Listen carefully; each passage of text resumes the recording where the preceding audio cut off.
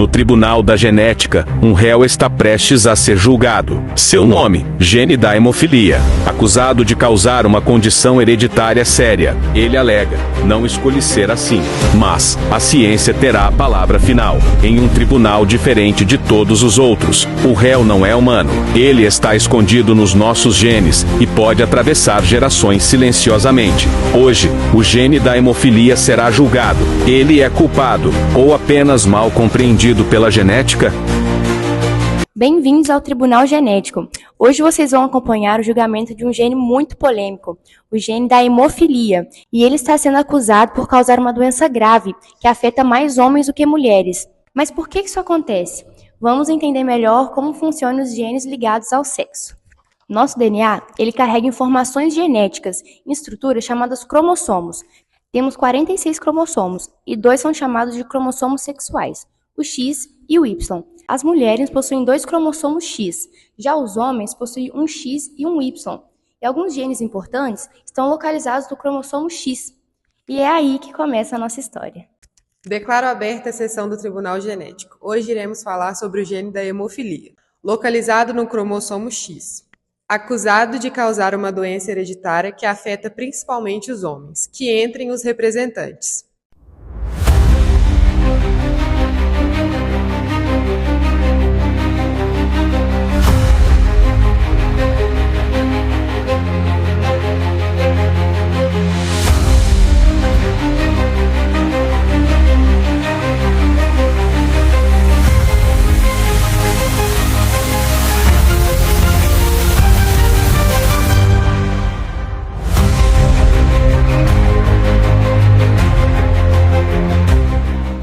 Gene da hemofilia, você está aqui por supostamente causar distúrbios graves e por sua herança ser considerada desigual. Como você se declara? Inocente, meritíssimo, eu apenas sigo as leis da genética. Não escolho em quem vou me manifestar, apenas sigo as regras da herança recessiva. Quando uma mulher carrega uma cópia alterada minha, geralmente não apresenta sintomas, mas pode ser passada para os seus filhos. Aqui temos uma mulher portadora. Ela possui um gene normal e um gene com mutação. Quando ela tem filho, cada um tem 50% de chance de herdar o gene alterado. E se o filho for homem, ele pode desenvolver a hemofilia. Mas, meritíssimo, eu só quero mostrar o impacto desse gene para a sociedade.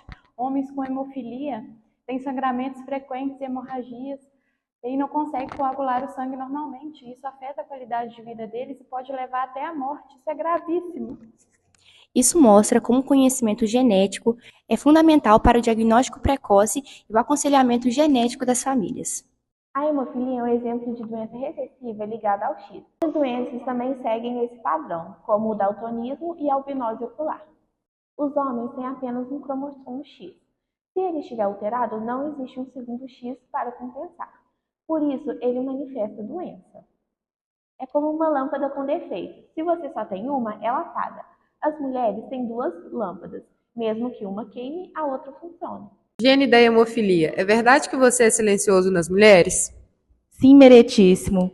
Geralmente, mulheres são portadoras, elas me carregam, mas não apresentam sintomas, mas pode transmitir para os seus filhos. E você, cientista, acredita que o conhecimento genético pode mudar isso? Com certeza, o aconselhamento genético permite que as famílias identifiquem riscos, façam exames preventivos e planejem melhor suas gestações. Após ouvir todas as partes, declara que o gene da hemofilia é inocente. Ele apenas segue as leis da natureza. O verdadeiro culpado é a falta de conhecimento e informação. O conhecimento é prevenção. Estude, compartilhe e transforme. Você acabou de assistir ao julgamento do gene da hemofilia aqui no nosso Tribunal Genético. E o resultado foi claro. Inocente. O gene não é culpado por causar hemofilia. Ele está apenas cumprindo seu papel dentro do nosso DNA. Mas e aí? O que isso significa exatamente? Por que a hemofilia atinge majoritariamente homens? Por que tantas mulheres são portadoras e nem sequer sabem? A resposta está numa área fascinante da genética, a herança genética ligada ao sexo. Neste vídeo, vamos entender como funcionam os cromossomos sexuais, o que são genes ligados ao X e ao Y, como esses padrões aparecem nas famílias e por que esse conhecimento é essencial. Bem-vindo à segunda parte do julgamento. Vamos analisar a lei da herança. Todo ser humano carrega 46 cromossomos, organizados em pares. São 23 pares no total. Desses, 22 pares são chamados de autossômicos, ou seja, não têm relação direta com o sexo biológico. Mas o 23º par é especial, é o par de cromossomos sexuais. As mulheres têm 2 cromossomos X, um herdado da mãe e um herdado do pai. Já os homens têm um cromossomo X, que recebem da mãe, e um Y, que recebem do pai. E isso já traz uma grande diferença. O cromossomo X é grande, com cerca de 1.100 genes. O Y é pequeno, com aproximadamente 70 a 200 genes, muitos deles ligados à determinação do sexo masculino. Essa diferença na quantidade de genes significa que muitos genes presentes no X não têm correspondentes no Y. Quando algo dá errado no X e a pessoa tem só um, o corpo não tem como compensar. A herança ligada ao sexo surge exatamente daí. Entendendo a herança ligada ao cromossomo X. Vamos focar primeiro nos genes ligados ao cromossomo X, que são os mais conhecidos.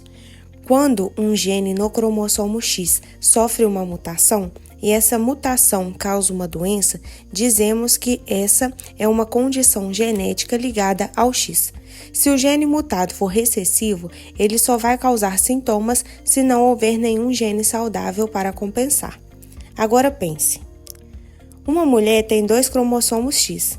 Se um estiver mutado, mas o outro estiver saudável, ela provavelmente será apenas portadora sem sintomas. Um homem só tem um X.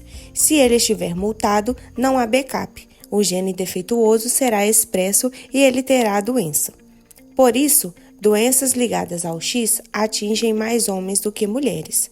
Por exemplo, a hemofilia A e B, o daltonismo, que é a dificuldade de distinguir cores, a distrofia muscular de Duchenne, síndrome de Hunter, são todas condições mais frequentes nos homens por causa desse padrão de herança. O que é hemofilia? É a desordem genética causada por mutações dos genes do fator 8 ou do fator 9 e que geram defeitos na coagulação do sangue. Então, nós temos aqui um vaso sanguíneo e dentro do vaso sanguíneo estão presentes diversas células. Aqui estão representadas as hemácias e aqui as plaquetas, que conhecemos como as responsáveis pela coagulação do sangue. Existem diversos tipos de proteínas e entre essas tem as que participam da cascata de coagulação. Aqui vão algumas que estão representadas de maneira resumida. Exemplo: fator 11, 7, 10, 8 e 9. Quando existe um rompimento, igual está sendo mostrado, as plaquetas migram para o local da lesão, para iniciar o processo de coagulação. E é importante dizer que somente as plaquetas formam um coágulo que é muito fraco, e esse coágulo se desfaz com muita facilidade. E é nesse momento que as proteínas da cascata de coagulação trabalham, porque as proteínas vão promover eventos que tornam essa coagulação mais forte, como podemos ver. O fator 7 migrou, o 11, o 9 também, e assim formando a proteína fibrina. A fibrina forma um coágulo muito forte, que estanca esse sangramento. Agora, De onde vem essa proteína do fator 8 e 9? Existe um gene lá no DNA chamado gene do fator 8. E ele tem a função de produzir a proteína do fator 8. E essas proteínas são as mesmas que depois irão lá para o sangue, para a circulação. E da mesma maneira, existe o gene do fator 9, que acontece a mesma coisa. Ela irá para a circulação sanguínea. E o que acontece na hemofilia? A mutação no gene do fator 8 vão diminuir a produção da proteína do fator 8. E da mesma maneira, mutações na do fator 9, que é a hemofilia B, vão diminuir a produção da proteína 9. E a produção dessas proteínas estão relacionadas com a gravidade. Por exemplo, se uma pessoa tem menos de 1% de fator ativo, ela possui hemofilia grave. Se tem entre 1 a 5%, possui hemofilia moderada. Se tem de 5 a 40%, possui hemofilia leve. Geralmente, quem tem hemofilia grave apresenta mais sintomas e quem tem a moderada, menos. Quem possui a hemofilia leve tem poucos problemas, mas podem ter exceções. O que acontece em quem tem a hemofilia A? Quando acontece o rompimento de vasos sanguíneos, o sangue sai do vaso, ocorre o sangramento, as plaquetas migram para o local da lesão e as proteínas começam a ser recrutadas para o local da lesão, onde as plaquetas estão agora juntas. Então, eu recruto o fator 7, o 11, o 9, mas eu não tenho o 8. Aí, a cascata da coagulação é interrompida. Então, não vai formar aquela proteína que é importante e que vimos antes, que é a fibrina. E que se não forma a fibrina, esse coágulo vai se desfazer. Como nós já vimos, apenas as plaquetas formam um coágulo que é fraco. Então, o sangue continua se extravasando, aumentando cada vez mais o sangramento. E na hemofilia B, o que acontece? Na hemofilia B, acontece algo muito parecido, mas o que falta é a proteína do fator 9. Então, novamente, acontece o rompimento do vaso, o sangue vai sair do vaso, as plaquetas vão migrar para o local da lesão, as proteínas da coagulação vão ser recrutadas, vão vir a proteína do fator 7, a do fator 11, mas não vai ter a proteína do fator 9. E se não tem a proteína do fator 9, não vai poder acontecer a cascata de coagulação. Ela vai ser interrompida e não vai ser formada a fibrina. Então, o coágulo vai se desfazer, o sangramento vai aumentar cada vez mais. Ou seja, é por isso que quem tem hemofilia A e B sangra por mais tempo. Os sangramentos podem ser de diversos tipos, mas os sangramentos mais comuns são nas articulações. E os mais comuns são das articulações dos joelhos, tornozelos e quadril. E precisa repor o fator 8 e fator 9 quando acontece esse sangramento. Casos de família. Como a genética se transmite? Vamos imaginar uma situação familiar. Maria é portadora de hemofilia. Ela não sabe disso e tem 2 filhos com João, que é saudável. E os filhos nasceram assim: Pedro, homem com hemofilia. Ana, mulher portadora. Mas como isso aconteceu? Maria tem XX, um X com a mutação e o outro saudável. João tem XY. E quando os gametas se combinam, há 25% de chance de gerar um filho com hemofilia. Esse padrão se repete em outras famílias e se torna um mapa genético, que permite prever os riscos de transmissão. E é isso que os geneticistas estudam em árvores genealógicas. As árvores genealógicas são ferramentas poderosas na genética. Elas permitem observar como uma característica ou doença é passada de geração em geração. E quando falamos em herança ligada ao sexo, há alguns sinais bem específicos. A condição aparece em homens de gerações alternadas, como avô e neto. As mulheres entre eles são geralmente portadoras silenciosas. Não há uma transmissão direta de pai para filho homem, já que o pai passa o Y e não o X. Vamos ver um exemplo juntos. O avô é homem afetado pela condição, como a hemofilia. Como homens só têm um cromossomo X, se esse X carrega o gene mutado, ele expressa doença. A avó é uma mulher com cromossomos X normais, sem mutação. Eles têm uma filha. Essa filha herda o X do pai, o único cromossomo X que ele tem, e um X normal da mãe. Sendo assim, ela é uma portadora. Não manifesta doença, mas pode transmiti-la. Ela arruma um parceiro, um homem com cromossomos sexuais típicos e saudáveis. Esse casal tem 2 filhos, o neto, que herdou o X mutado da mãe, e o Y do pai. Como só tem um X, ele manifesta a doença. A neta herdou um X normal da mãe e o X do pai. Ela é completamente saudável e não é portadora. Percebe como esse padrão se repete? É como uma assinatura genética, deixada ao longo da linhagem. Casos reais. A realeza e o gene da hemofilia. Sabia que a história da herança ligada ao sexo também envolve reis, rainhas e impérios?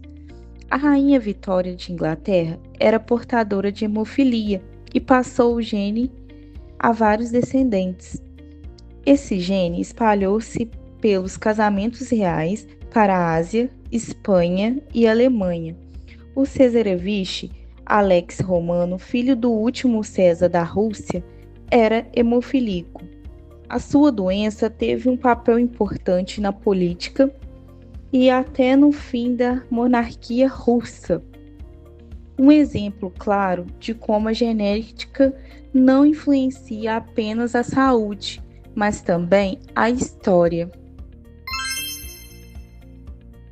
Agora, vamos falar do cromossomo Y. Ele é passado apenas de pai para filho homem, o que cria uma linha direta de herança. Mas como ele tem poucos genes, as condições ligadas ao Y são raras. Alguns genes no Y estão relacionados à produção de espermatozoides. Quando mutações afetam esses genes, o homem pode ser infértil, ou seja, não consegue ter filhos. Isso gera um paradoxo. O gene que causa a infertilidade não se transmite, porque a pessoa afetada não é capaz de gerar descendência. É por isso que a herança ligada ao Y é bem menos comum e mais limitada do que a herança ligada ao cromossomo X. A importância do diagnóstico genético. Hoje em dia, com os avanços da ciência, é possível fazer testes genéticos para saber se uma mulher é portadora ou se um feto corre risco de ter alguma dessas doenças. O aconselhamento genético permite que os pais recebam orientação, compreendam os riscos e tomem decisões informadas. Para algumas condições, como a hemofilia, existem tratamentos modernos que melhoram muito a qualidade de vida. Em outros casos, saber do risco ajuda a planejar melhor o acompanhamento médico desde o nascimento. Ou seja, conhecimento genético salva vidas e constrói futuros mais saudáveis. Agora, vamos revisar o que aprendemos? A herança ligada ao sexo envolve genes localizados nos cromossomos sexuais. A maioria dos casos está no cromossomo X. Homens, por terem apenas um X, são mais vulneráveis. Mulheres podem ser portadoras silenciosas, ou seja, não vão manifestar sintomas. A herança ligada ao Y é rara, mas exclusiva de pai para filho homem. As árvores genealógicas revelam padrões. O diagnóstico genético salva vidas e o conhecimento genético constrói famílias mais saudáveis. Saber mais sobre genética é um superpoder moderno. E lembre-se, aqui no Tribunal Genético, o DNA fala, mas o juiz é você, com informação e consciência.